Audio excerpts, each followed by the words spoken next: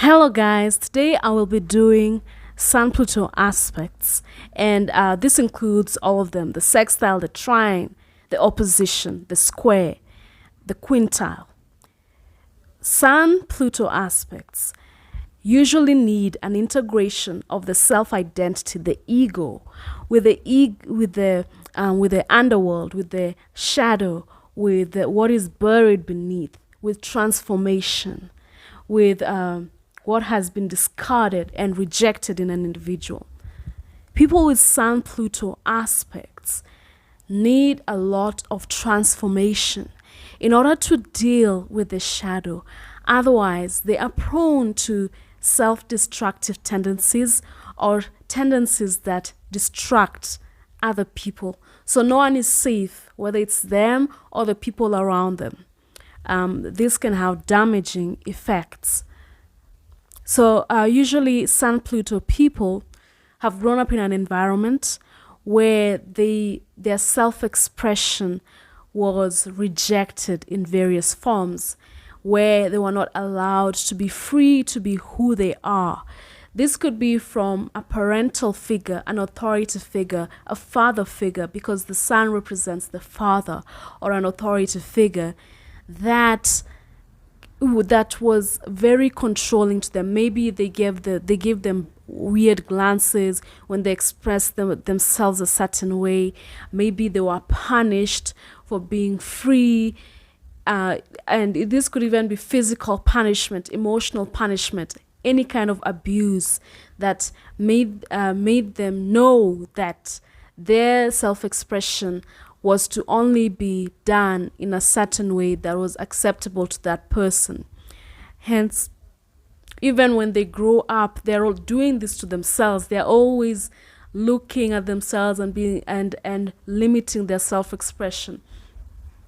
Some people who are close to them maybe and say, I don't feel like I know you because you have so many layers. And that's because they're always hiding certain aspects of themselves, feeling that those aspects are not good enough for others, either feeling not good enough or feeling like if they expose themselves, then they could be exposing themselves potentially to harm or to ridicule, because that is what they experienced in their childhood. And this can be the case where we have the scapegoat of a family, the black sheep, the villain. The child was villainized. Everything they did was wrong. They were the cause for every problem in the family. And different kids will react differently to these energies. Some people will be like, oh, you know what? They've been trying to show people they're not the villain. But all the time, no one believes them. They're still made to be the villain. They're like, you know what, fine, I am the villain. And so you find them acting out and playing the role of the villain, maybe even entering crime, but damaging other people because they gave up trying to prove themselves, trying to show themselves for who they were when no one else was interested. So they just take the side of the villain, and that becomes their sense of power. Of course, this is not the healthy way to do it. It will be healthier to realize that no, people were projecting on you. People didn't want to take responsibility for some of the problems that were happening at the time, and they needed someone to shift the blame on, and unluckily you were the person. So they dumped all this energy of guilt, all this energy of shame upon you, and this energy was likely had nothing to do with you in most cases, and you took on that role they gave you. So true power would actually involve understanding that you have the right to express yourself and identify yourself as you desire. You don't have to take on someone's definition of you. You can own your power and express yourself and define yourself your way and work on yourself your way. So the good path is to release the role of the villain and know that that was never you in the first place. That is owning your power. Same with the scapegoat. you had a lot of guilt dumped on you, shame, and all these horrible character attributes that other people did not want to take ownership of. So they deflected everything on you, and you took that on as you, and that is not you. So owning your power involves defining yourself as you'd like to be, expressing yourself as you'd like to be, being the person you've always wanted to be, and releasing that role of the scapegoat and letting those people who dumped all those attributes on you take care of their own trauma. Because now when you embody yourself, they'll have to deal with their own trauma, which they were deflecting on you. And of course, it's not easy to release yourself from these roles, because if you are in a family system that needs you to act a certain way, to act out that dysfunction so that they can look like the innocent ones, you will have a hard time. So this is easier said than done. But it is possible to take ownership of your self-identity and take ownership of your power. So, as you can imagine, being in such situations for a long time can lead you to having self-destructive tendencies. For instance, because you've been a scapegoat for so long, you've been the villain for so long, and because you've been believing in it, you might be self-sabotaging. You already feel like you're not good enough. So even when you're approaching your goals, you're not putting in your all. Or you just you're always making mistakes that ruin the success you'd built. And it's because deep inside you feel you're either not worthy of it, or you're not good enough, or you simply don't have what it takes. And that's because someone else made you believe that. They didn't give you a chance for you to express yourself, to be who you are. So you need to do a lot of shadow work and introspection and uncover potential self-sabotaging tactics you may have been doing thus far.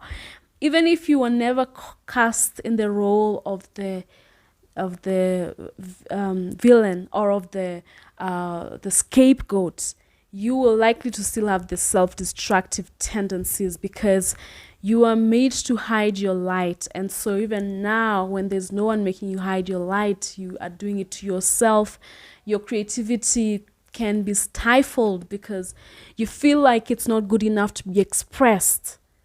You are never allowed that space to feel good about expressing yourself fully. So now you're doubting yourself. It has to be right. It has to be right all the time. I mean, there are many in our career, in many careers and in many fields of life, we use creativity. But there's a freedom in being able to be creative without having to be right all the time.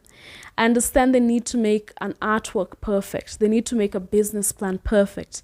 However, with these aspects, there's just so much tension around the area of creativity and the things they produce. They have to be perfect, and it's a strain because they can't be free because they're not allowing for imperfection. So it's hard for them to let loose because they're always thinking of their self-expression needs to be right, needs to be perfect at that time, because they don't want to also expose themselves and be raw and be seen and then be judged. Someone tells them they're imperfect, or others see them as potentially being imperfect, because that's how an authority figure saw it, that that self-expression wasn't appropriate. So there's a lot of shame around them just being free and being who they are. So that, of course, is another thing they need to work on. They need to know how to choose people who are accepting of their self-expression to be around them. Otherwise, if they don't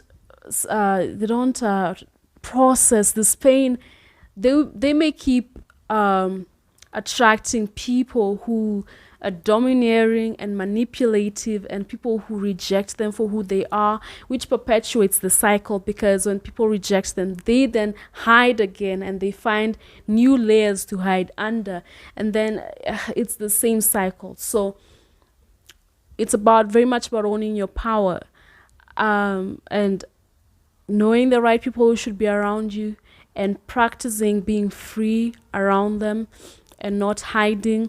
So it's a lot to it, and it involves knowing what power means to you.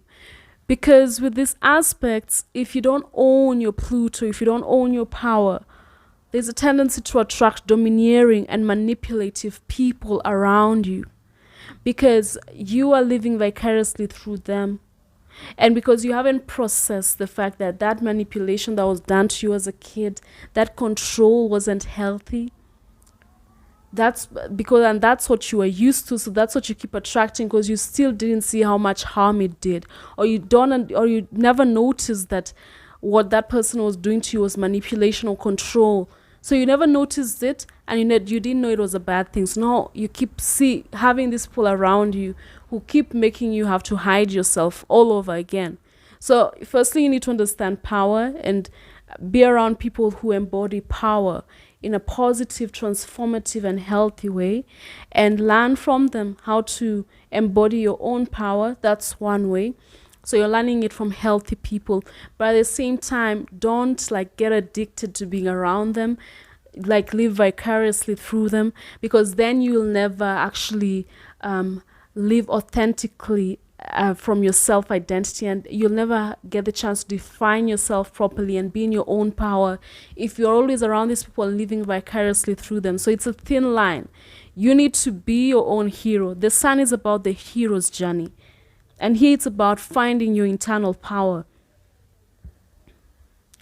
It's easy for you to always be looking for the negative in people. You're paranoid about people, because it's like a protecting mechanism. You always think, you may be always suspicious, and this of course is from trauma, and you've got to learn that not everyone has bad intentions, but it goes again back to knowing how to choose who to be around, knowing how to choose who to be close to, knowing how to spot those manipulative behaviors that were used against you before, but not always thinking everyone is out to get you. So it could involve being around, like always expose yourself to new people, because these aspects may make you attached to the past. So expose yourself to a lot of new people so you can see how different people operate, and that not everyone is actually out to get you. On the subject of being tied to your past, you like to be in control of your environment, of the things that are around you, whether it's people, your home. So that's why it's easy to get tied to the past, because that's where you have control. That's where you can control things. That's when you feel safe. And that's why change can be difficult for some people with these aspects if they haven't dealt with this, because change makes them feel raw and bare again and unsafe, because they can't control the situation and they don't know what's going to happen next. So that is triggering to them. And in the same breath, Pluto is that planet which rules disruptions and transformations. So it's good to befriend change if you want to express Pluto in a healthy manner, because transformation is beautiful. Pluto can either be fixated on something trying to control, or it can actually embrace transformation.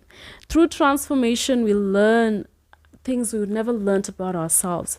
Through transformation, it's a way to recreate ourselves and untie some of those connections we have to the past, if the past has been quite a negative experience.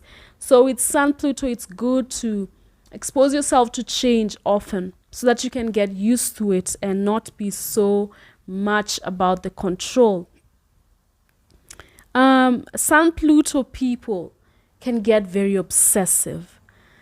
And they can be obsessed about hobbies. They can be obsessed about people. They can be basically anything can cause an obsession with them. If you're unlucky enough that it's a person, they can be those people who have stalker tendencies, finding out everything they can about a person, because they don't know how else to form relationships without being in control, because that's what was modeled to them when they were growing up. Their father figure or their guardian was always trying to control them. instead of just trying to get to know them, instead of trying to allowing them to express their needs and meeting them halfway or communicating to them why certain things are not possible. You know, as a parent, not everything your child asks for can you should give them. There should be certain what is it called, certain boundaries. But of course, with Sun Pluto, instead of communication and understanding and needs being allowed to be expressed, there's control. So intimacy is affected because you distrust people, so you can't provide a space for that intimacy to naturally occur if you're expressing Pluto in a negative fashion or in an unprocessed fashion. So you aim to control. You feel like you either you should manipulate them, tell them what to do all the time, or find out everything about them. It's not a very healthy way to approach relationships. The other thing is that you may want to seek power in the world through positions. It could be through positions or seeking influence through either influence on people or influence over certain things, maybe organizations, certain cultural movements. That could be a way of expressing your Pluto, your need for power. You need to transform what's around you. They need to transform people. You may be drawn to the occult, or you may be drawn to activities that help in your rebirth. So this could be spirituality, astrology. It could be things like exercise. A lot of trauma is stored in the body. So exercise is a good way to process trauma. Trauma is not just about processing the emotions and the logic, understanding what happened and why it happened and what to do about it. It's about also releasing what's in the body. And it's good to take on activities that do that. Also, processing trauma can be about art, expressing yourself, or taking on projects that need a lot of your creativity. That will be one way to release that creativity that you felt the need to bury earlier on. So you need projects that help you release your creativity. So find what makes you feel alive and use it as a channel to bring out your self-expression. That will be really healing for you. You have a need for privacy. You don't just want to be exposed. So the need for privacy, you want to be by yourself, maybe because you're intense and you see the darkness in life more than others. So sometimes you need a space to process it. But at times your privacy could be because you fear intimacy, or you fear being around others, and you don't want to be exposed. And this can make people feel like you're avoiding them. Then they start being suspicious of you, and then now you know how sometimes people behave when they're suspicious. They bring out their animosity towards you. I'm not saying I agree with that behavior, but that's how sometimes human beings behave when they're suspicious of you. They go by instinct, even without evidence. As long as they're suspicious of you, they may show you animosity.